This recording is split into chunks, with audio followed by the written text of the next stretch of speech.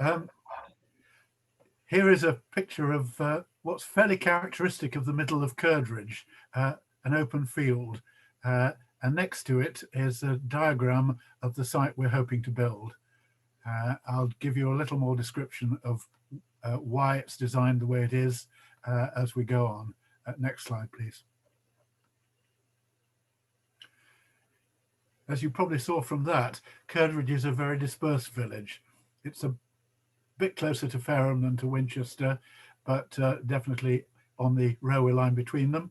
The best loved feature is probably the farmland views that we get between groups of houses. Many of the houses have quite large gardens, which also adds to the open feel. And we know that residents like it that way.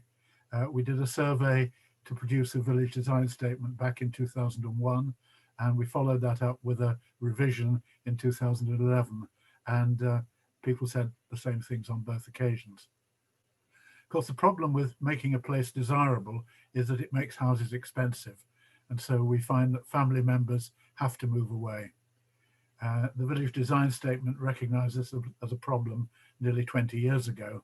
And many respondents wanted more affordable housing and social housing. We didn't make any progress before the next survey 10 years ago, when residents still wanted affordable houses built. Next, please.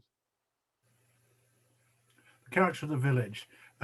This is a shot from Google Earth, which reveals where the houses are kind of scattered around. It's quite a long walk from my house to the pub, but it's worth it. It's a nice village to walk through. By coincidence, the Sea of Curdridge is right on top of the place we want to build these affordable homes. I'll move on. Winchester suggested some sites. The trouble was that none of them was available. Well, fortunately, the parish survey showed a very strong preference for two sites, and we found that one of them was ideal. It had a cooperative owner and it was near the village amenities. Better still, the owner was willing to donate the site in exchange for building one market home. The design goal was to minimize the impact on the countryside aspect. So we had to come up with a design that had a very narrow frontage on the main road, and that gave us a linear layout running down a hill to what's usually a dry brook, looking out onto the playing fields of the parish hall. We showed various designs at a presentation in the village hall and got a very positive response from the people who attended. We decided to put the market home, which is lower density, next to the road, so that it looks, the whole site is fitting in with the general look and feel of Curdridge. So here's a shot from a movie that we made for the village design statement, with the proposed site of the affordable homes on it. You can see St. Peter's Church across the road from it. What you can't see is the nursery and the school, which are just off the right of the picture. At about 11 o'clock, there's the village hall. At 10 o'clock, there's the playing fields. And at 12 o'clock, there's the existing affordable homes, a scheme that was built some years ago.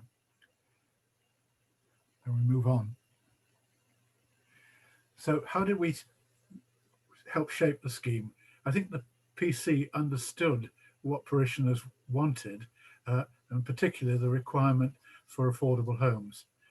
It's a sad fact, and I'm sure it's true in many of the rural areas that those watching are listening in. The very few people could now afford to buy the houses that they live in, and their children certainly can't afford to live in the village. My daughter lives 8 miles away, which is great, but it would be even nicer if she could afford to live in Curdridge.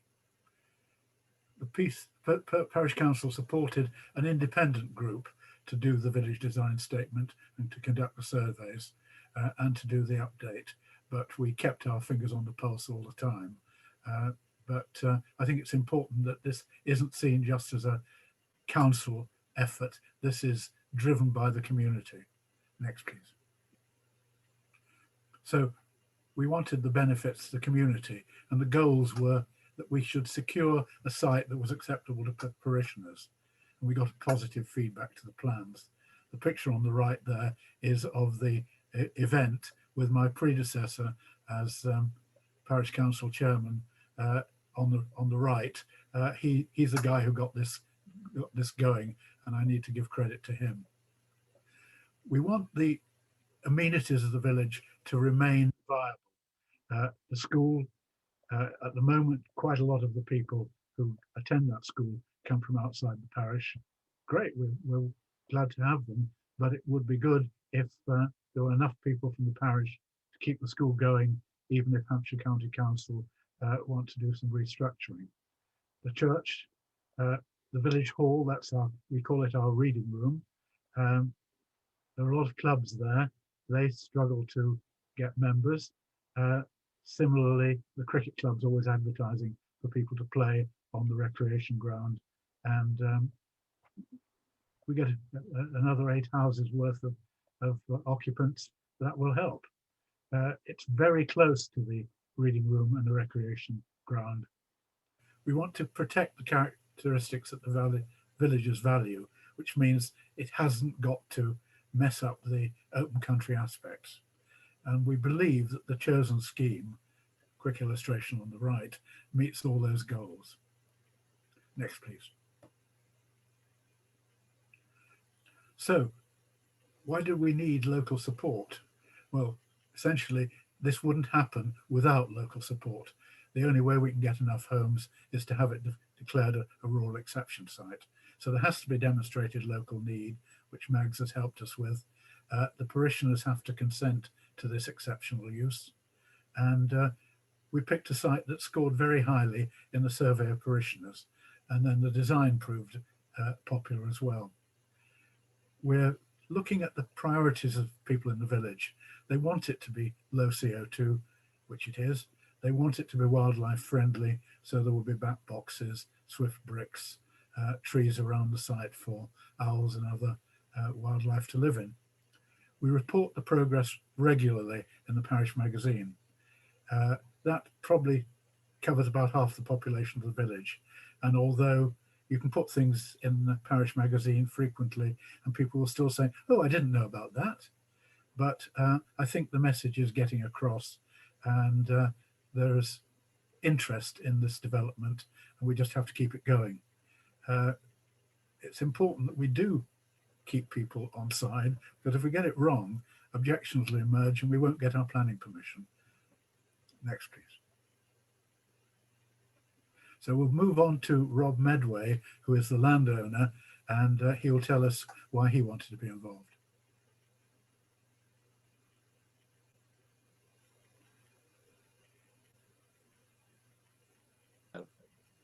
Hi, Rob. Hello. Thank you, Eric. Can you hear me? Yes. Yep. Lovely. Well, I've been associated with Curdridge now for some 70 years.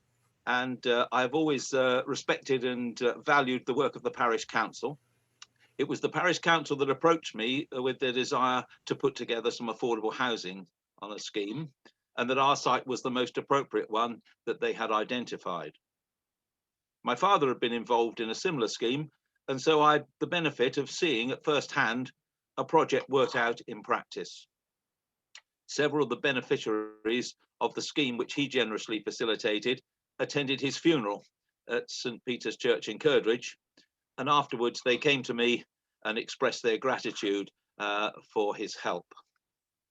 I also have 2 children of my own and have seen at first hand the need for housing which enables these young folk to abide close to their home and roots and form the networks. Once we'd agreed the principle to the project, it was a question of negotiation and cooperation with the community. Curdridge Parish Council, with the assistance of the Rural Housing Enabler at Action Hampshire, progressed the scheme by organising consultations with the local community. The next step was getting Hastoe, the local housing association, involved. And in all this process, I was kept informed and consulted. My agreement was clearly critical, and I needed to balance being a good steward of the land, which had been in our family for generations and was in trust to my children, whilst at the same time being flexible and recognising the need of the wider community. This process has been a long and at times frustrating one, but I think the outcome will be a highly successful scheme and achieve the aim of all concerned, namely homes for young people that they can afford. The site was selected by the Curdridge Parish Council and the shape dictated following consultations with the planners and the community, and then passed on to the chosen architect to design the project. I was able to offer a name for the project, Meadowways, and I made the suggestion of a focal point for the site, perhaps a notice board in the shape of a village well. My ideas were well recognised. I'm sure there will be huge benefits to the parish when it's finally built. The big thing about these schemes is that they are specifically designed for local people and they help families stay together. They enable young families with all the vitality and expertise that they possess to be part of the local community. The scheme will help revitalise and invigorate the community and secure the future of some of the vital village infrastructures, the school and the nursery, the shop, the play fields, etc., the clubs. Their value to these will be priceless. Landlords must be prepared to engage and cooperate in a lengthy process of consultation, negotiation and compromise with all the key parties. And even with all the parties on side, our project has taken well over 10 years in the making and a brick has yet to be laid. The main reward for me will be the privilege of seeing these young families move into their new homes and to witness the positive impact which they have had on the community. And lastly, I should like to add what a real pleasure it has been having been part of the working group which has been so positive in pushing this scheme forward. It has been a really good process and good company. Thank you for that. And so now I'm going to pass you on to the Winchester City representative, council representative, and Nigel, I think, is there ready to lead us in the next section. So over to you, Nigel. Thank you, Rob. I'd like to introduce myself, and I'm the Winchester City Council housing enabler, and I've taken on this working group activity. I'd like to give a bit of background about Winchester City Council. It is a district council and it covers 250 square miles. And it's characterised by the historic city of Winchester, and there are many market towns, but there are also numerous villages, and Curdridge is one of them. There's a recognition that households living in villages have specific needs. There are about getting on for 1,500 households on our waiting list at the moment, and there is a particular need amongst the village communities, and as has been discussed previously, we will give preference to villages with local connection in this particular case. And that preference will be secured via a legal agreement. The district of Winchester, as we all probably can guess, is very expensive to live in. And for example, I took some information from Zupa earlier this week, where there were 2 sales in Curdridge over the last 12 months, and the average price was £546,000. And you can tell that it wouldn't be an easy ask to obtain a mortgage on for that sort of money. Coupled with the fact that rural incomes tend to be lower than urban ones, and the council, it was very keen to work in partnership to deliver these affordable homes. Also has been explained, the development of affordable homes will hopefully contribute to the local services that exist within Curdridge. So the likes of the nursery, the church, primary school, and explanation has been made about a link to the recreation grounds. So hopefully sports clubs and other clubs that use the reading room will benefit from this local development. Also, there's been some local research about the fact that affordable homes do contribute to local services. Although I'll pass on to Julian from Hastoe in a short while, and sorry, could you go back, Mags, please? Go back a slide. That's it. Yeah, thank you. Yeah, I was going to say that in terms of the housing association, they will be developing, I say 8 homes, which will likely to be of 1, 2, and 3 bedroom, which will be smaller than any of the homes that exist currently in Curdridge. And reference was made earlier on to an existing council scheme. Many of the properties there are reserved for people over 60 years of age. So this scheme will hopefully provide a more general approach to the provision of affordable housing.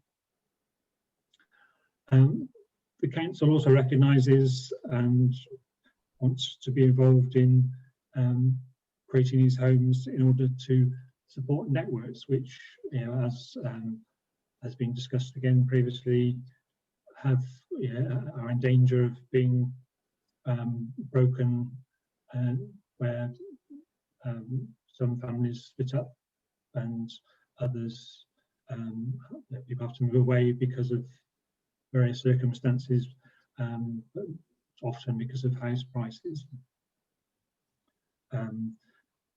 So by developing 8 affordable homes, we hope that local people will be able to remain in the community where they have been brought up and where they have a family living. This is especially important in this COVID-19 era, where council recognises the need for the support networks to be available to people. Thanks. Next, we can go to the next slide. Yeah, this is a photograph of a affordable housing development in a neighbouring parish. The Winchester City Council has a very strong track record of working in partnership to deliver affordable homes, and over the last 5 years, 6 such developments have occurred, but there are a lot more previously, and we worked in partnership with a number of organisations to achieve a variety of schemes right across the 250 square miles.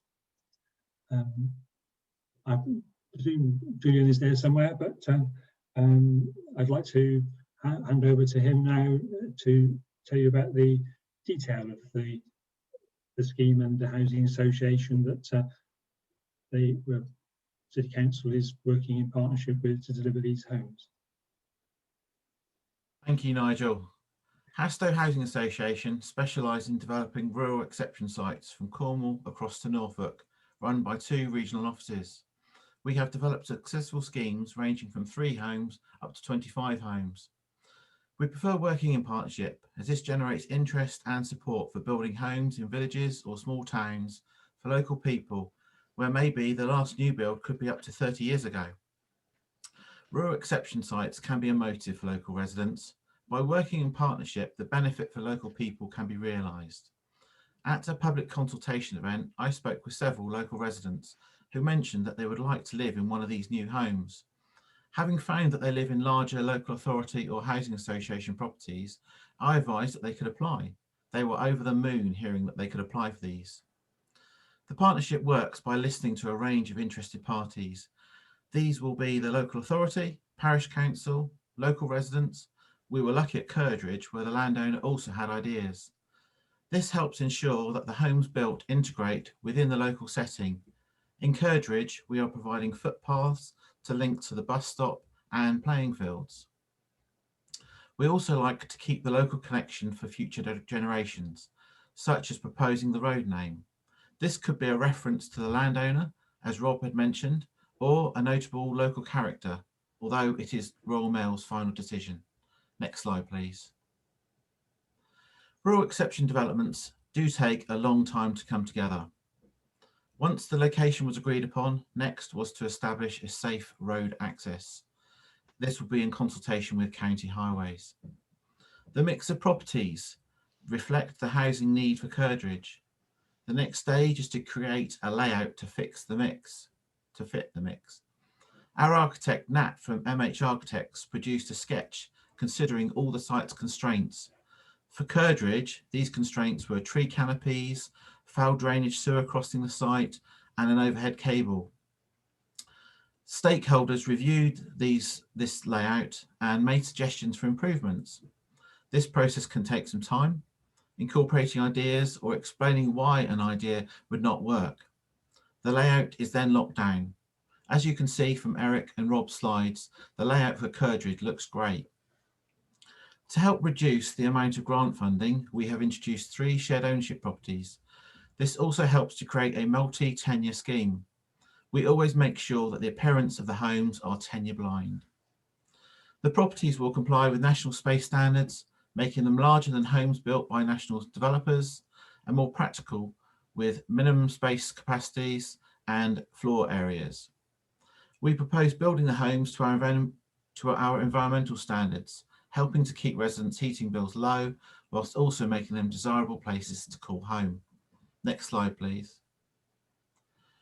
We are currently arranging the myriad of surveys, ranging from ecology through to ground investigations. We've had a pre-application meeting with planners, so we'll integrate these comments when making our planning submission, which is due in April, once all the surveys have been carried out. We like to utilise local consultants and contractors wherever possible. Once planning permission has been granted, we will invite contractors to submit their figures. We are hopeful of a start on site late in 2021, with the homes ready for occupation in early 2023. We like to celebrate particular milestones such as start on site and handover, so we'll invite key partners to these events. We use the professional photographs taken to help promote the scheme. Back to you, Eric.